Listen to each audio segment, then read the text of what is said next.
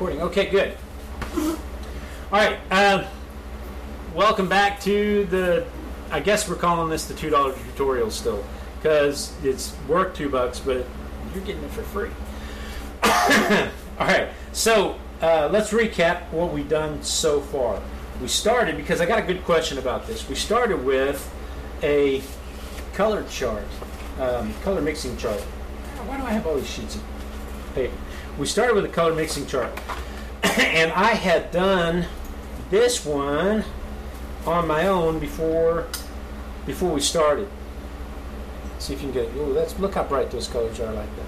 I had done this one on my own before we started, and then during the show, I did this one, and there's an obvious difference between the two of these, and it's not just because they're different brands of paint. It's different ways of doing the color chart.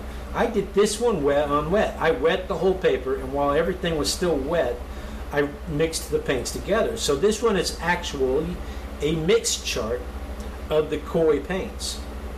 This is actually a mixed color chart of the Koi paints. This is a transparency color chart of the Winsor Newton paints. And the difference is that I dried the layers. I dried the bottom layer before I put the top layer on. And all that really tells me is how translucent these colors are across the others.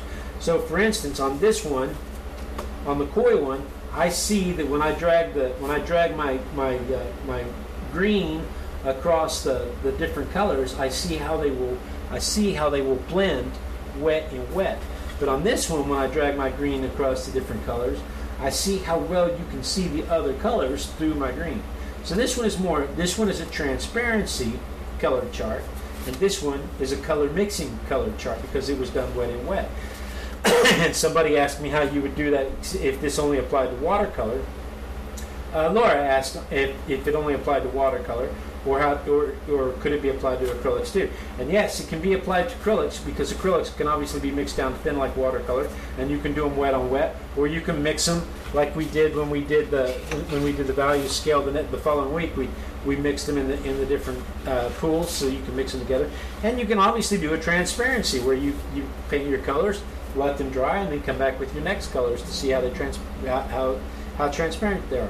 There are so many different types of color charts, paint charts that you can make. It's ridiculous. You can make a color wheel. there are just so many of these different things that you can make.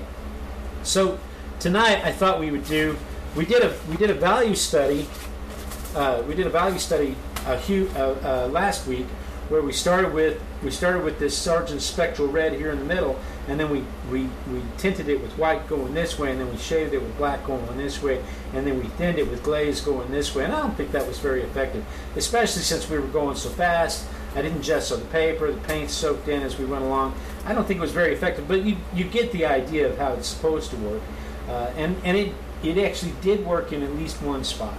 But one of the things I wanted to point out to you was how purple this is over here. And the question is that because there's blue, this is a blue black, or is that because this is a bluish red, or because there's blue in my red? Or both, because if this were a sepia tone black and this were a blue red, this would be a brown mud. So it's probably both. I need one of them cough buttons so I can just cough. I don't have a way to mute the microphone, do I? Goodness. All right, didn't have to cough until the show started. So this week, let's see, after we did the value study, then we went ahead and used it to paint a monochrome set of strawberries. And had we done a transparency study, we would have seen that this red is too transparent to have painted the black first. And I knew that, to have painted the shadow first. And I knew that because I usually white out. I usually come in and block out my shapes in white on top of my dark background. But I didn't this time, and it's obvious because you can see right across there where that shadow was painted before I painted the strawberries. So there's that. This week, though, I thought we would do a complementary a complement value chart. And so we start with. You can either start with the primary color, or you can start with the secondary color, or whatever color you want to start with. But then you find its complement on the other side of the color wheel. and then you start mixing it in the value shades. I'm sorry, in the value steps. So let's do that tonight. But instead of using orange and blue like I did in this one, let's demonstrate it with, I'm going to use purple and yellow. So let me set the book out of the way. I'll just put it right there. I need real estate. I have plenty of stuff.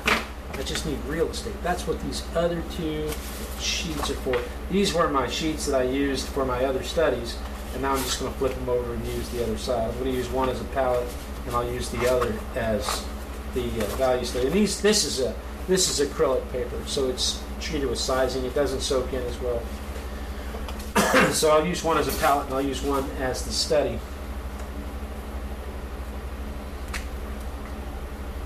And so let's see, we need 1, 2, 3, 4, 5. I did 5 on this one. I think I'm going to go ahead and do 6 on this one. So 1, 2, 3, 4, 5, 6. And then, what I do, 7? Yeah. 1, 2, 3, 4, 5, 6, 7. Good.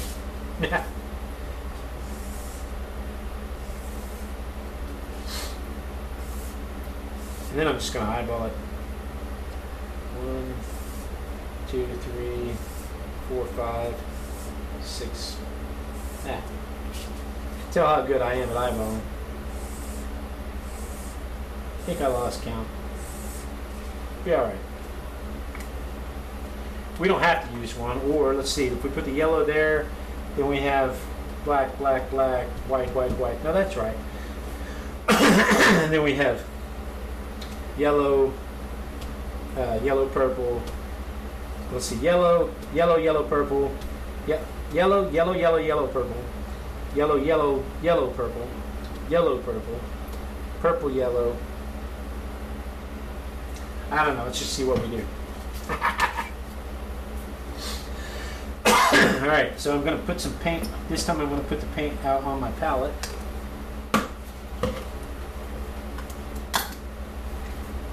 But I mean, there's just so many questions that you can ask and answer using one of these things. And you know, what are the questions you want to ask are, you know, what you have to figure out is what you want to ask. Do you want to ask? Do you want to see how how transparent one is with the other? Do you want to see how well it mixes? Do you want to see what its base material is?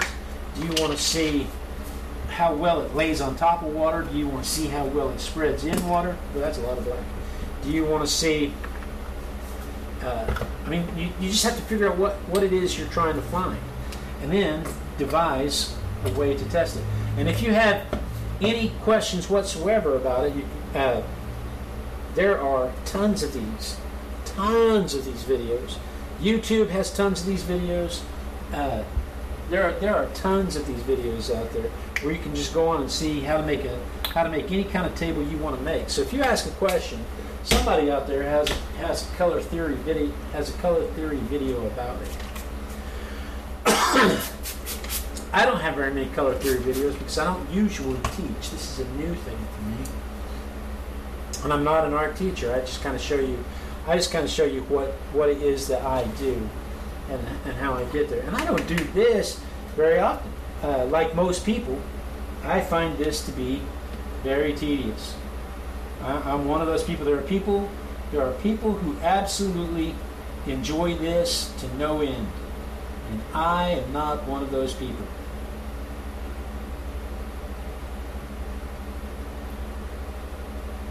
That is not me.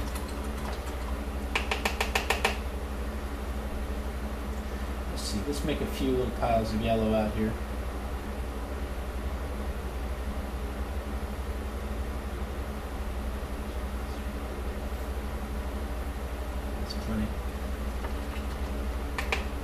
Let's get some purple on here. And I think we're going to find that the purple is very dominant. You know, and you think what we're going to make in the middle is browns. We're going to make various shades of browns. And every time you do this, and I'll compare it at the end with the orange and the blue. Every time you do this, you get different types of browns. And so if you're trying to make brown from scratch, or gray.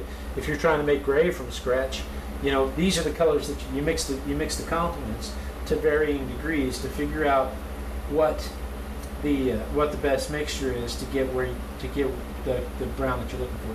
So I'm going to get just a little bit of purple on my brush here, and I'm going to mix it with this pile of yellow right here. And I'm just going to see how far I have to go to change that value enough that I can see it. And I can see it, but I don't think it's quite where I want to be yet. So I'm going to get just a little bit more.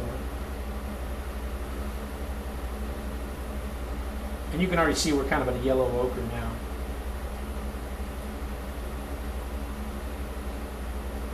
So let's get a little bit of that. Get that on there. And if I'm not careful, I'm going to get too dark too fast because it's real easy to do, especially. It's real easy to do. I'm going to get a smaller brush so that it doesn't take all my paint every time I do this. I'm just going to because I just want to mix it up as I go, and I don't want all of the paint to come off in that little brush. I want to be able to have that paint later for our later project. So now I have this other pile over here. I'm going to get a little more purple, and let's mix that up over there. Now we're looking for an obvious shade darker than the previous one.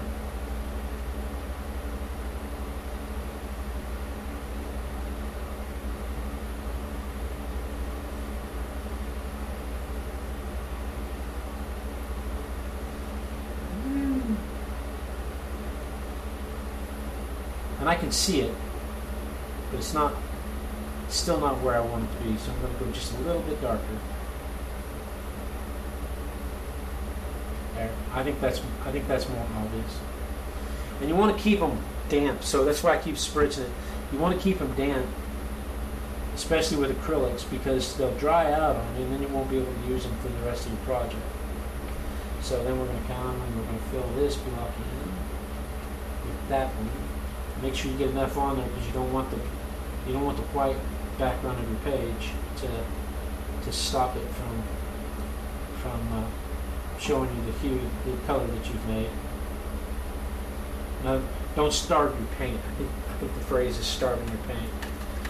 Rinse that off. And now I'm going to add quite a bit more purple into this one.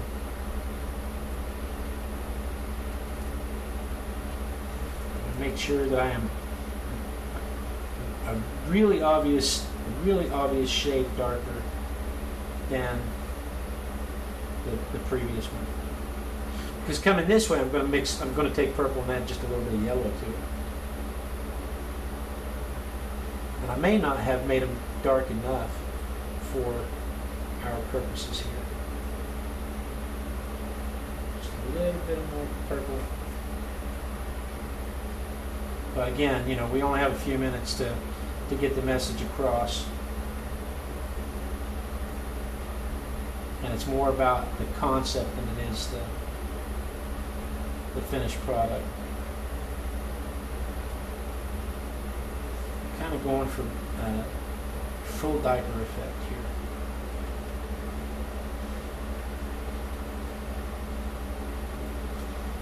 Getting more in the OD green phases.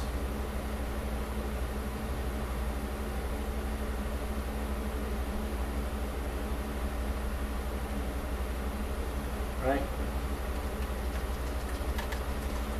And then on this one, we'll take a little bit of the purple. Block of purple. We'll take a little bit of the purple. And we will make sure you don't have any purple on your brush when you touch the yellow. The purple, if you've got a little yellow on your brush and you touch the purple, that can easily be hidden. But when you have purple on your brush and you touch the yellow, it's going to taint the whole pile of yellow. See, you can't even tell that I've added any. You can't even tell that I've added any yellow to that because it's the purple is so intense compared to that yellow. And that yellow is extremely transparent.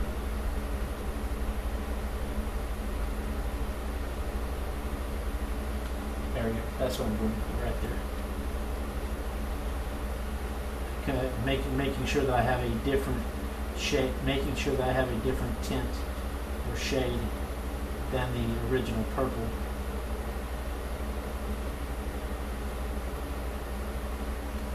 But it's a bit too much of a step from there to there. We could have put as many steps in there as we wanted to get a whole bunch of different shades.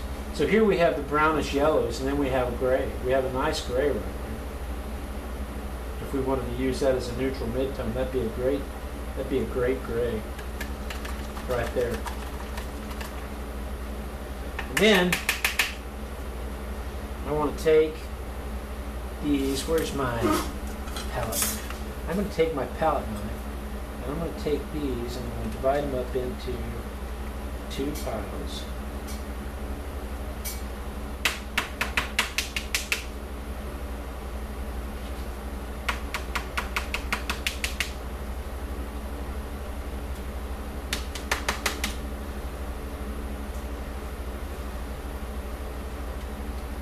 Just so that I have paint left to play with.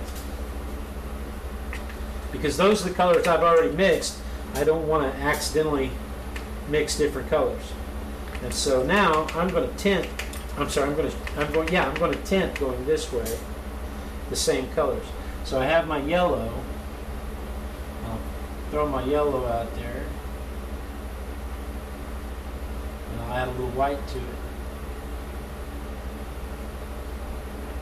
And the nice thing about adding white to the yellow is that the white is opaque. And so if your yellow is not opaque and you add just a little bit of white to it, you can get just a little bit, you get just a little bit lighter yellow, but it's less transparent. And so it has better coverage.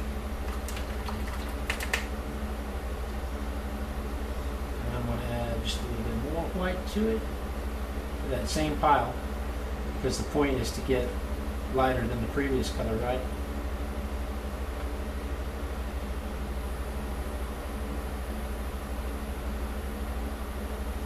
So we're going to go to the same pile.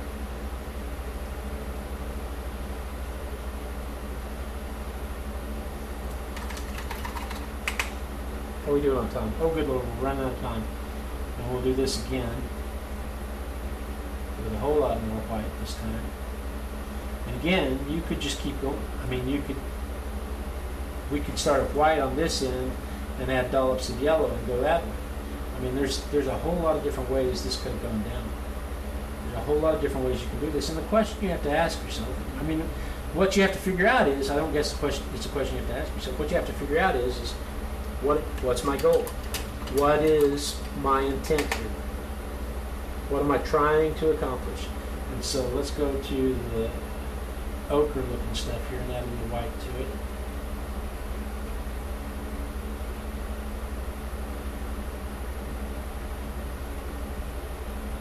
It's kind of drying on me, so I want to make sure I keep it from drying.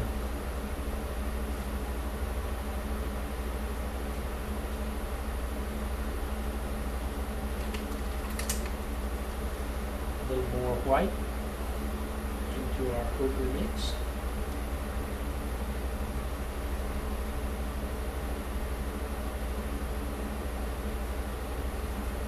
Gives us a lighter tint.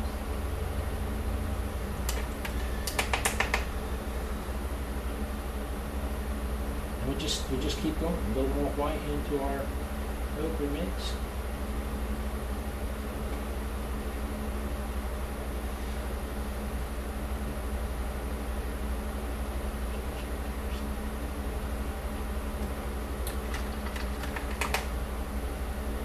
And that kind of counteracted the purple a little. It's kind of harder to tell over here. Okay, let's go to our mustard mix. Add a little white to it.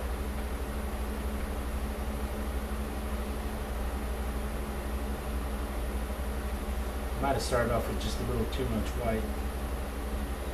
We'll see.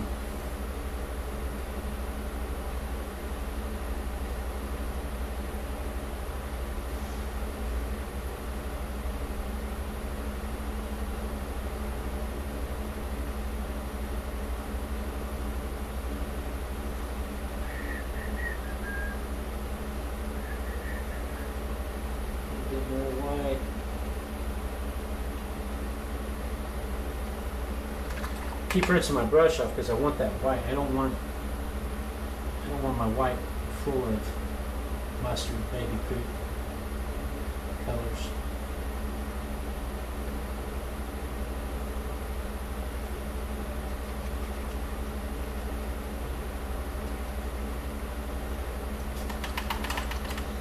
But I hope you get the idea. I mean, you just keep going. You keep adding.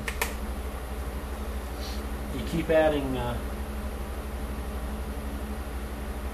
different layers to it. I mean, you want to make sure you've got all your values studied out so you know where you're going, how to mix it, get the right shade or tint of brown or gray that you're going for.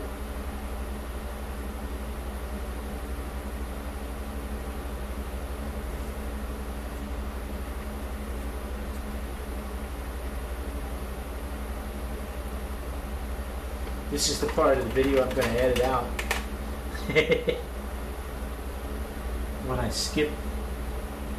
When you watch the live video, it'll skip over to me doing the tinting side, the shading side rather.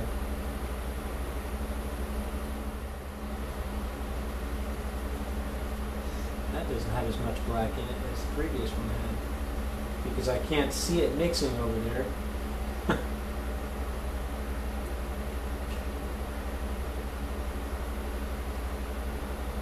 This is the problem with working this far away and having a light source over there. It helps you guys see the colors. It doesn't help me see the colors. But there you go. What we have here is a complementary value scale. We have the yellow on the one side and the purple on the other side, and they're spectral. This is spectral yellow, and this is deep spectral violet. And so we just went a little bit of each as we went to the middle, so that we had a nice even step. And we mixed it visually. You know, we wanted to make sure that the step was enough that we could see a difference in each step. It doesn't take much of the darker color, the purple or the black or the reds or the blues, to make the whites and the yellows change really rapidly. So we went from and then once we mixed those colors, then we tinted them, and then we shaded them. And so we have kind of a full value spectrum here from the lightest yellow to the darkest purple. And wanted to compare grays and browns for you. Before the show, I did a complement study with orange and blue, and here is the gray, what we would call the gray, and you can see that it's reddish. It's a nice reddish gray. But compare it to this one, and it's hard to do because I can't really get them side by side. I don't know how easy I'd get them side by side, especially in the light without them shading. But anyway, well, I'll put pictures online for you to share, for you to see. They're close. They're very similar, but there are subtle differences. So when you're mixing your grays, if you go to mix your neutrals, if you go to mix your grays, your browns, if you're going to make your browns, this will help you get browns in a tone you're working in, especially if you're working on a top palette. This will help you get to the browns and greens that you're working in. See, with this palette, we have what we would use for black, and we have what we would use for the lightest light, and then you can come in with pure white on top of that. It's just a dot. Look at this. When you come in on top of that with just pure white, with just a dot right there, it really makes that white pop. It really, when you don't have a whole lot of white, when you just have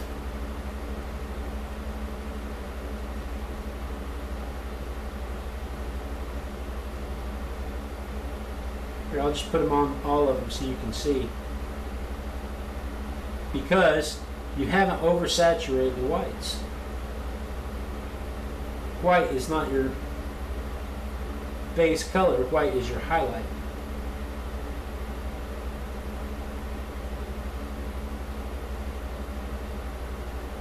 So when you're painting and you want a shiny surface, don't paint it white. Paint it a lighter shade of what you're painting with, and then add a white highlight, just a touch, because then it'll really stand out. Because then it's truly your whitest white, right?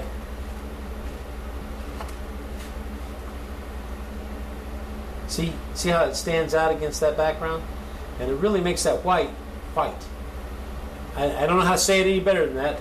You know, sometimes your whites will dull. If you use too much white, you'll dull it.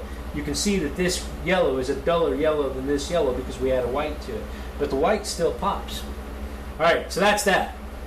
That's our complementary value statement. So I'm going to set this aside, and we will use this palette to do our journal tonight. If we can keep it from drying out. What did I do with my spritzer? Right here. If we can keep it from drying out before we actually get to that point. So